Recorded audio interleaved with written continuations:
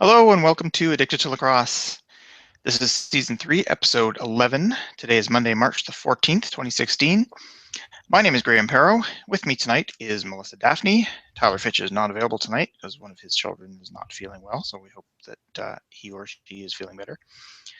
Probably a pretty short show tonight because Melissa didn't manage to get to see any of the games, and Tyler's not here to argue with me over who's the better goalie in the Toronto-Vancouver game. And I didn't see all of them either. So we'll get right to it since there was no other news this week. No trades or coaches being fired or any crazy things like that. Though from the sounds of things, there's a lot of Vancouver fans out there that are questioning whether that might be a good idea. So maybe we'll get Tyler's take on that next week if nothing happens in the meantime. Yeah, the way things are going, we might actually have some news next week. Mm-hmm. And honestly, if the Rock didn't turn things around, I wouldn't have been surprised if there were more news there, but they seem to be on the right track anyway. So first game of the weekend, we'll just kind of cover quickly because neither of us got to see it. This was Rochester and Buffalo. As for the game itself, big surprise, Dane Smith was the scoring leader, scored 7 points, 4 goals. Oh my gosh, big Dane surprise. Smith was on the tally board? What? That's so I know. unusual. Even more unbelievable, he scored the game-winning goal. Buffalo has won 7 games this year, and he scored the game-winning goal in 5 of them. Ooh, what's that mean for your money ballers thing? Does that give him extra points? Yeah. If you don't know what how the money ballers works, this is a column I write on in ilindoor.com every Monday.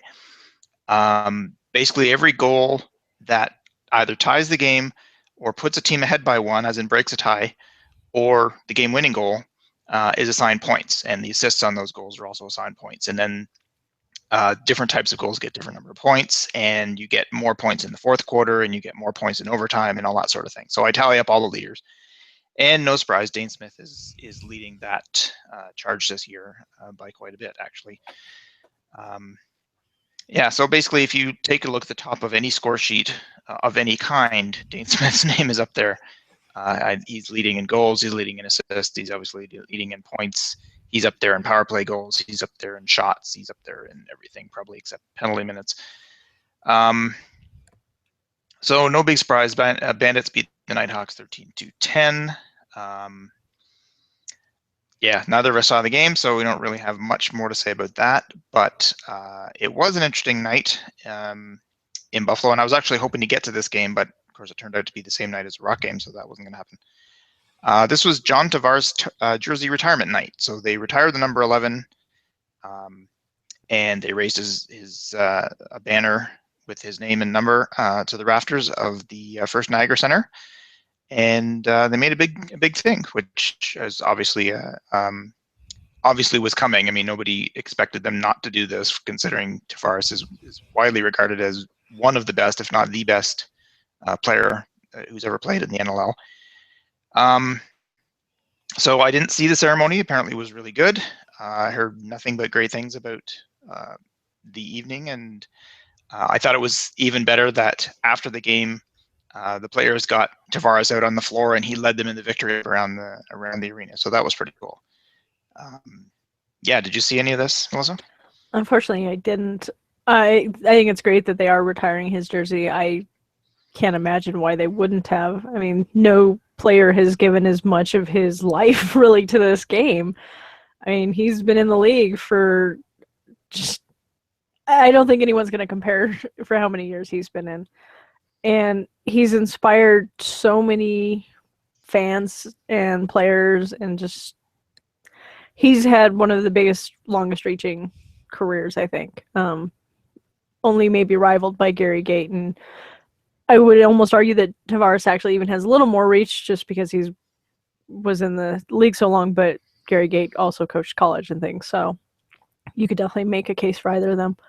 But he's just a great player, and everybody I've ever heard speak about him says he's a really nice guy, and you just couldn't ask for anything more. So it's really good to see. It'll be sad to see him not on the floor anymore.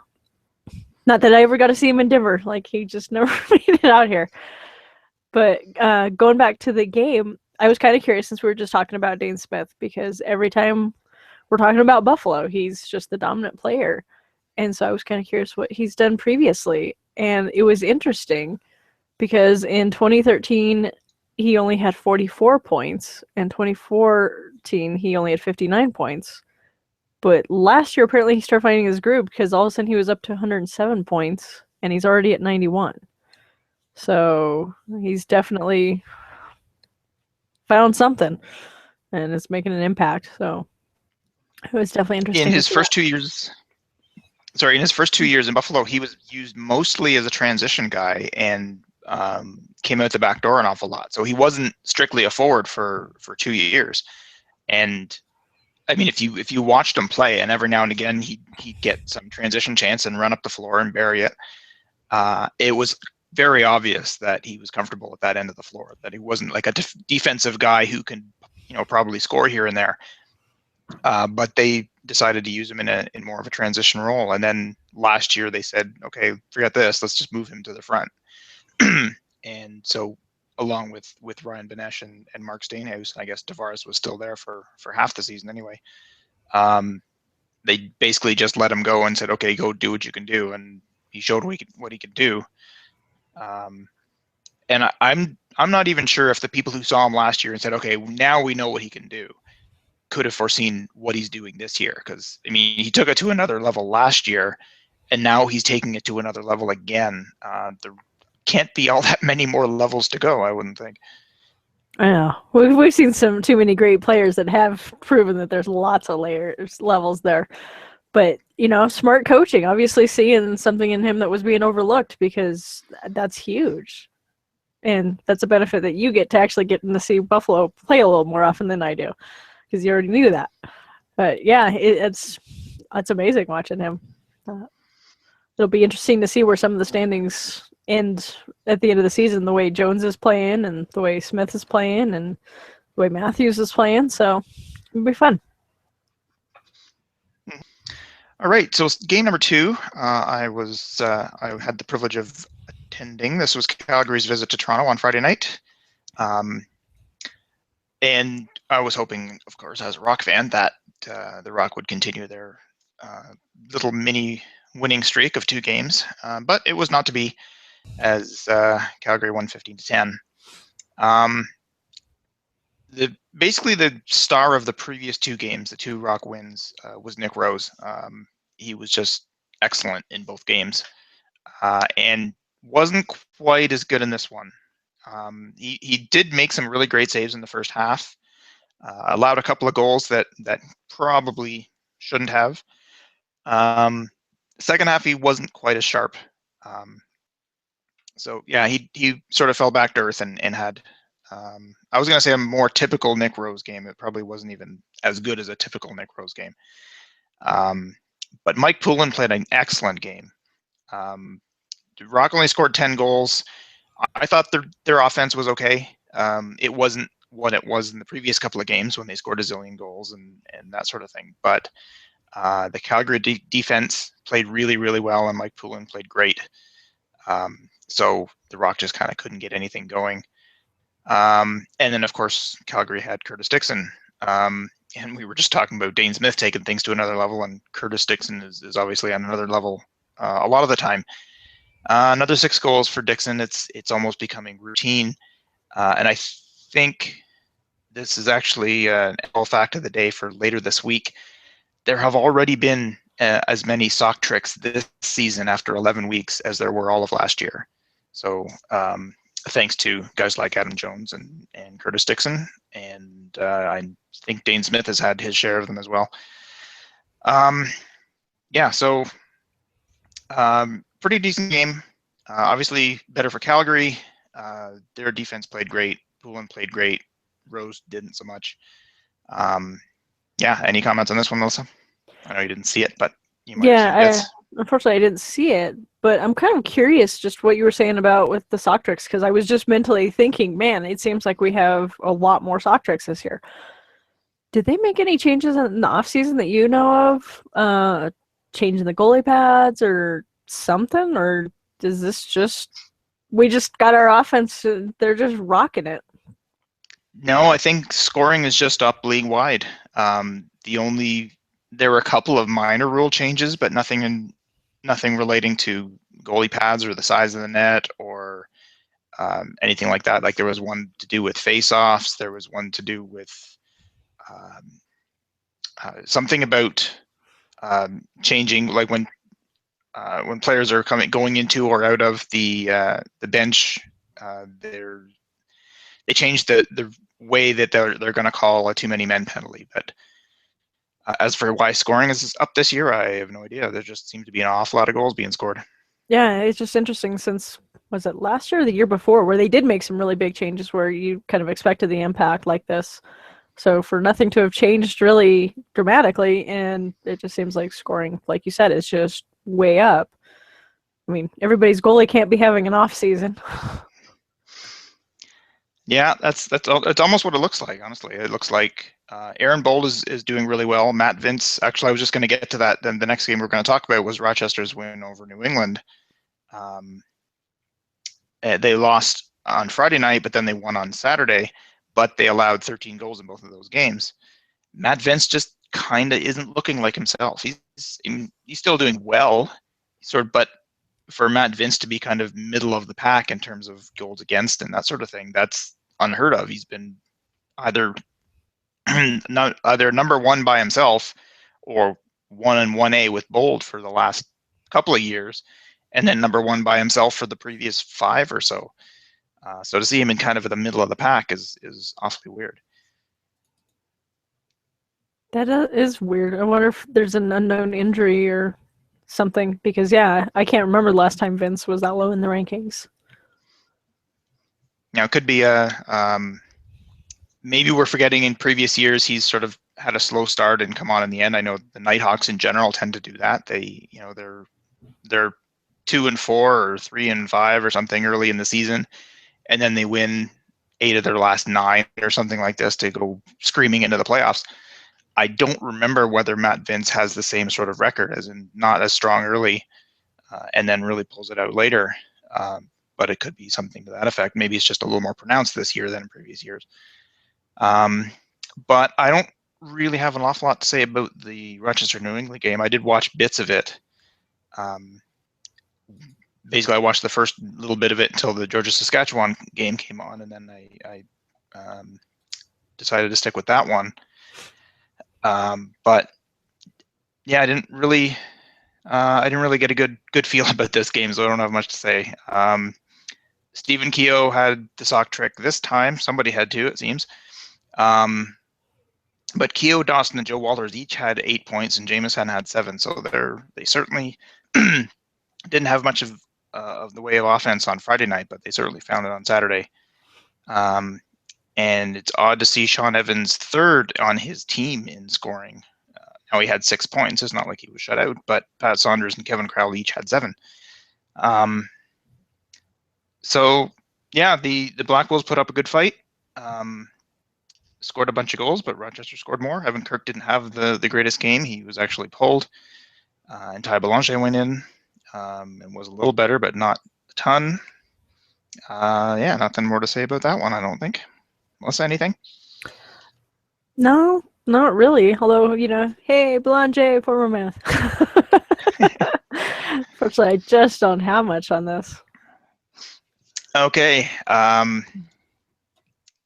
we need Tyler here to help us out on games we didn't see. And we need more of them on ESPN, so,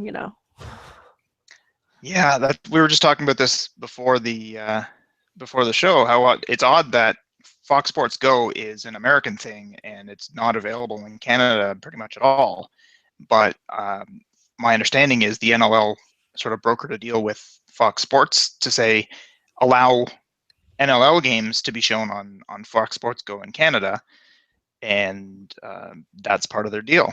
And I've watched a whole bunch of games on Fox Sports Go in Canada so far this year, and for the most part, it's been fine. I haven't had too many, the feed drops every now and again, but that's kind of standard. But I haven't had nearly the problems that I've seen my friends in America talking about, and you've been trying to watch games and just not able to. And we're not even talking about replay, because we know that's just not available at all, which is another problem. But I know I've seen other people during the game tweeting saying, why isn't this game on, or why does it say that the game's over, or why can I not get here? And Or it there's no seems such odd, game. or it doesn't exist at all. It seems odd that they kind of made a special case to say, okay, Canadians can watch these games, and the Canadians aren't having the problems, it's the Americans. That seems weird.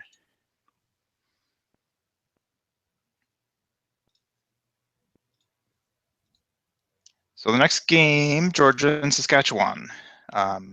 I did watch bits of this one, though quite honestly, it wasn't the most exciting game around. Saskatchewan kind of took hold of this one early, and Georgia tried to get back into it. They scored 3 in the third and 3 in the fourth, but so did Saskatchewan. So every time it seemed Georgia was trying to make up some ground, the rush would just come right back and take it back, and Georgia couldn't really get anywhere. Yeah, I don't have much more to say about that one.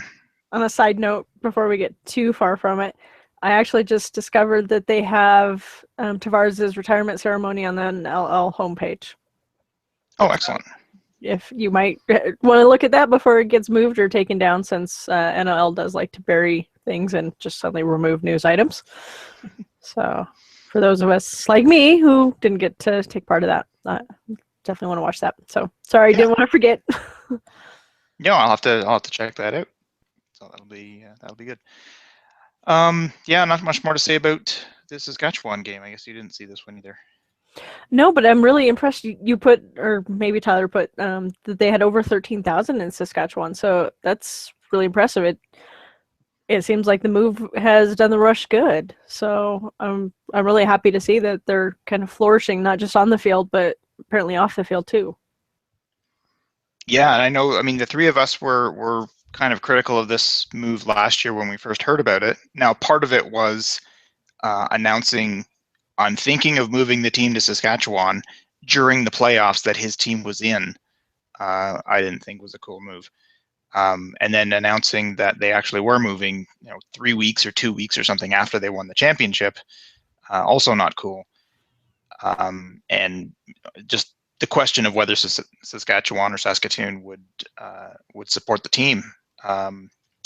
At least so far, we seem to be wrong, and this was a really good move by Bruce Urban.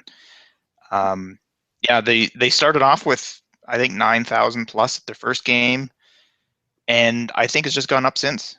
This one was over 13,000. I think they said it was like the third highest crowd ever at that arena for anything, and I believe there were only 2 Edmonton Rush games in the 10 years that they were in Edmonton that beat that. So yeah, so it's great to see these kind of numbers in Saskatchewan. Let's hope they can continue. Yeah, that's really cool. Although I hope if any other future teams have to do something like this, they don't follow the Bruce Urban policy, because yeah, not classy.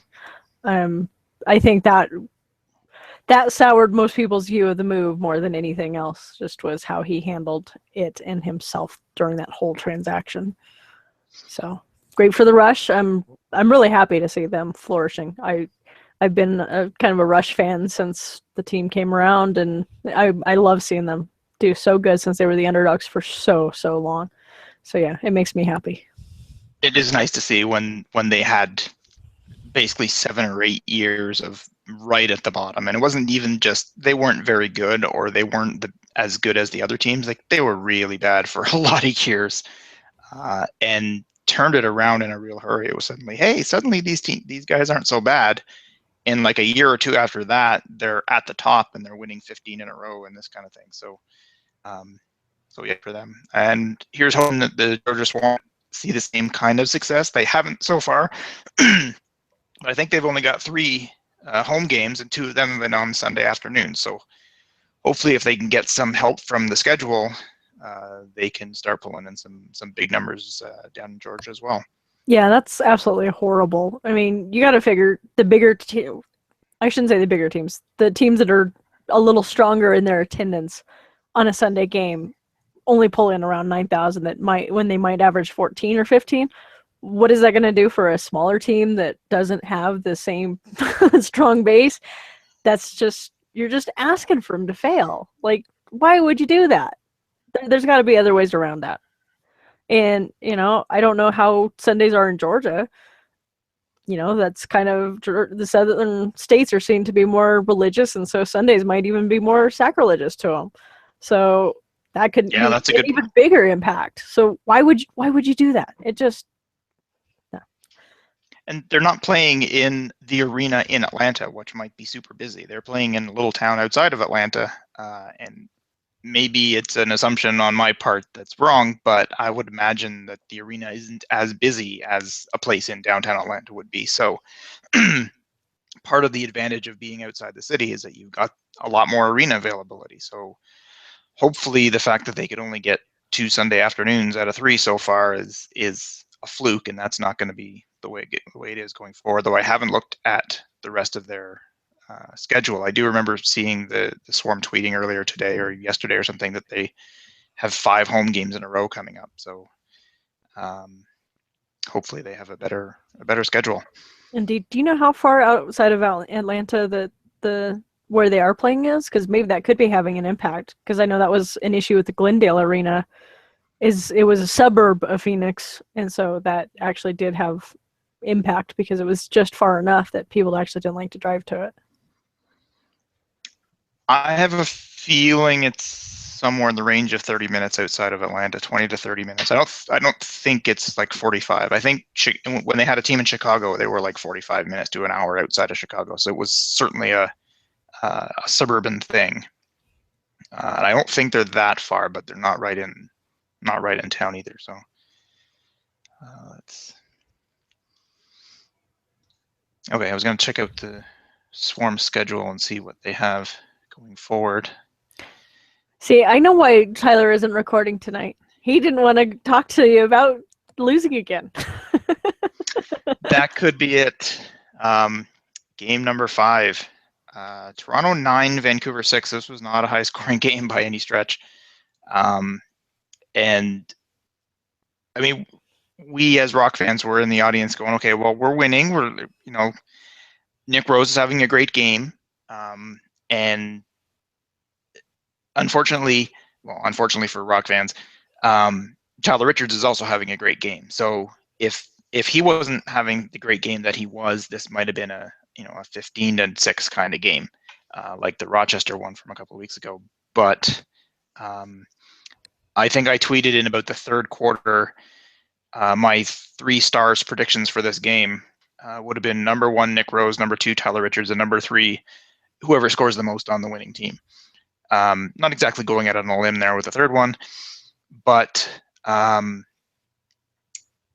ended up being almost true. Nick Rose was the number 1 star, Rob Hellier was second, and Richards was third. But actually, Tyler tweeted me after the game, a few hours after the game, or it might have been the next morning even. I think he watched it on delay because it was on TSN and ESPN, saying that he probably would have swapped 1 and 2 with Rose and Richards being 2 and 1 instead of 1 and 2, and I would agree with that, honestly. Both goalies played outstanding. Rose made an awful lot of saves that went off his chest. Like he was, I don't know if it was more of a shot selection thing, I think, for the Stealth, in that, I mean, to take nothing away from Rose, who did play really well, but a lot of his shots hit him square in the chest. And I mean, I remember looking and thinking, okay, this is Reese Dutch, and this is Garrett Billings, and this is Corey Small and Logan Schuss, and they're just hitting him in the chest. Like, surely they know they can't score that way, but they just, the Stealth offense just didn't seem to be gelling again. It's the Jekyll and Hyde thing coming back. We say it every week. We don't know which Stealth is going to show up. Now that said, Toronto's defense played really well, and as I said, Nick Rose played really well. But I have to say there were a lot more, maybe not a lot more, but there were definitely more saves that Richards made that made us go, holy moly, how did he stop that? And then Rose. So Richards did. I know there were 2 that I can clearly remember that were just beautiful passing plays, and it looked like they were going to go over to the left side and take the shot, and Richards was ready for it, and they tried for a quick stick on the right side, and Richards came over and made an unbelievable stop. He did that twice, at least twice. So if it wasn't for that, it would have been a total blowout for the Rock, I think. So yeah, I probably would have given first star to Richards, even though he was the losing goalie, which is odd. But entertaining game, considering it was low scoring. Maybe it was less entertaining if you're a Vancouver fan, because like I said, their offense just didn't seem to have it. But it did give Nick Rose a lot of confidence. He played really, really well in 3 of the last 4 games. So that's got to be good going forward if the Rock want to make the playoffs. Not so much for the stealth. Did you see any of this one, Melissa? Unfortunately, I didn't. I was kind of looking forward to listening to you and Tyler talk about this one. Yeah, I imagine Tyler wasn't too thrilled about this one. Well, but you can't. I mean, while it's a loss, when your goalie is playing that phenomenal, there has to at least be some good from that. Some hope. Because obviously your goalie can only do so much. I mean, if your goalie is keeping the other team under 10, then it's not the goalie that's the issue, it's your offense. And so, as we keep seeing, they're a Jekyll and Hyde team. And when they're playing on and they have their groove, wow, it seems like they're unstoppable. And then the next week, it just seems like they all have the flu or something. You just don't know what happened to them. Whatever groove they had, it's like all of them lose it at once. Yeah, it's very disjointed. And I remember, watching the Mammoth a few seasons playing like this. And so I definitely understand that frustration and that pain as a fan. So hopefully they'll figure it out. Well, one thing about the Rock offense, one guy who didn't have a great game was Stefan LeBlanc. And I don't know what's going on with him. I know he had an outstanding rookie year. He was rookie of the year. The next year, he was just as good, I think. And I think for maybe the next 2 years after that, he didn't look comfortable out there. He just looked like he didn't really mesh with the plan or something. He just didn't really have a lot of confidence. I'm not sure what was going on. And then last year, sorry, something in my throat. Last year, he seemed to pull it together, and suddenly he decided, okay, maybe I need to pull it together and become the offensive leader here. And Rob Hellier said the same thing at the same time, and turned out to be Hellier. So that's fine. You guys want to fight over that sort of thing, go right ahead. But he does look a lot more comfortable out there, except yesterday. Then suddenly he's back to not really knowing what to do, passing to people and missing them by 3 feet, shooting and missing by 3 feet. He tried a couple of behind the back passes and missed people by 5 feet. So he just didn't look like he really was comfortable out there at all. The rest of the Rock offense looked all right, but I don't know what was going on with LeBlanc. But that said about LeBlanc, that's what it looked like. That's what all 5 of the Vancouver offensive players looked like. I mean, Billings was missing passes and missing the net. Reese Dutch had at least one, crease dive sort of Reese Dutch thing that he does, which worked really well, and he scored on it. Yeah, they just didn't look like they were on the same page. I did check out the Georgia schedule for the rest of the season. This coming week, they play on a Friday night. The weekend after that, Friday night. And then a Saturday night. Then they have another Sunday game on April the 10th against Colorado. And then Friday night and Saturday night. So only one more Sunday game for the Swarm. In fact, it looks like that's the only Sunday game for the rest of the season. Oh, no, there's one on May 1st. The last game of the season, Rochester is in New England on a Sunday afternoon. And I seem to remember New England having a lot of Sunday games as well. So I don't know what's with these new guys. So hopefully the Friday night and Saturday night games will help the Swarm build up some fans there. And, I was going to say that'll do it for the show, but I guess we need to do our predictions as well. And considering I was actually above 500 this week for the first time this season, I definitely want to talk about that. Now, just above 500. I was 3-2. Missed the first Toronto game and missed the New England Rochester game, but we all missed the New England Rochester game, and only you got the Calgary game right. So you were 4-1 last week. Tyler and I had the same picks, and we were 3-2. So bringing up the rear is me by quite a ways, actually. I'm 18-27. Tyler is 21-24, and you are just above 500. Nice job, Melissa, at 23-22. We do not have Tyler's picks. We will hopefully get those before the next or before the games start on Friday. So there's only 3 games next week. Melissa, what do you think? Yeah, this was a little tough because, as we keep talking, some of these teams are so inconsistent. You never know what to expect from them week to week. I think with Georgia and Rochester, I'm gonna go with Georgia. It's a home game. I'd love to see them win at home because we want that fan base to grow. And Rochester's been very hot and cold, and Georgia, I think, is playing actually pretty solid. They may have lost to the Rush, but the Rush are a really good team right now. Now, Colorado and Calgary, that was a tougher one and one I waffled on. I'm going to go with Colorado, and that's because I do think they are a slightly better team right now. But between Vancouver, Calgary, and Colorado, they just like to go into certain areas and they either win or lose, like just rather consistently. And for some reason, Colorado likes to win in Calgary. They almost always seem to go into overtime or come down to the wire. So I expect a really exciting game, but I'm going to go with Colorado on that one. And with the Rush and Vancouver, sorry, Tyler, we got to go with your opponents. So we're going to go with the Rush. What about you, Graeme?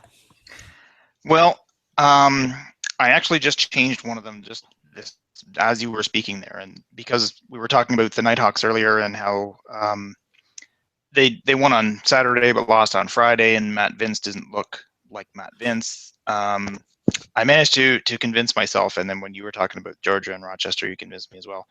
So I'm going to go with the Swarm on Friday night. Well, that is the hard part when we're making these picks, because it's like you can make a strong case for both sides most of the time, and just like, I mean, there's been some seasons where it's like, oh yeah, this is going to be the one, and they're easy picks. But this season, you can make such a strong case for either team. It's really hard. So I seem to remember it was a couple of weeks ago. I can't remember what game it was or anything, but you made your picks first and made a compelling reason to pick Team A, and then Tyler went next and said, "Yeah, I see what you're saying, but I'm going to go with Team B, and here's why." And I was going third, going, "Oh, now what do I do?"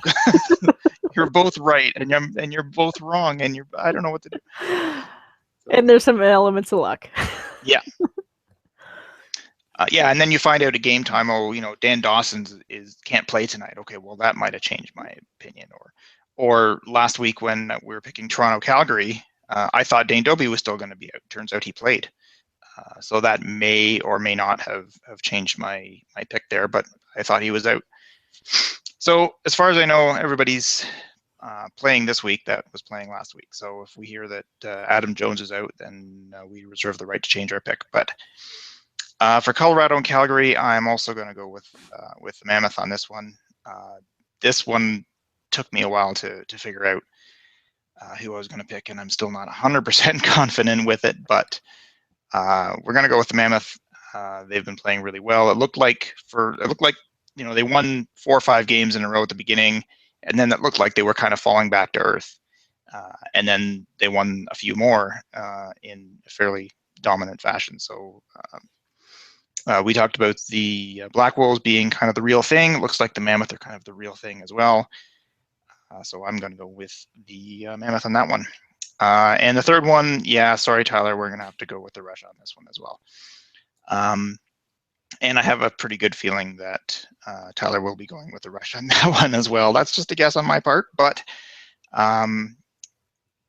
Vancouver's played one game at home this year that wasn't really bad. Basically, they played one game that was excellent, and the rest haven't been so good. This one's taking place in Vancouver against the defending champs. So if there's been any game this year that's been a no-brainer to pick, this might be it. Yeah, so, I think the Rush would have to have some serious issues, like half the team catches the flu or misplaces their gear or didn't make the game or something for that one. Even when Vancouver's hot, the Rush have been more solid, more steady. Agreed. So we'll try and get Tyler's picks, and we'll see what he does before this weekend's games. And I guess that will do it for this episode, unless you have anything else to say, Melissa? I think next week we will be talking about the raising of the banners elsewhere and maybe why we think some teams should retire certain players or maybe not. So since we do have a short schedule. So if anyone wants to put in their 2 cents, just send it our way. Yeah. Yeah, that could be an interesting conversation. All right, so this has been another episode of Addicted to Lacrosse. For Melissa and the absent Tyler, I'm Graham. Thanks for listening, and we will see you next week.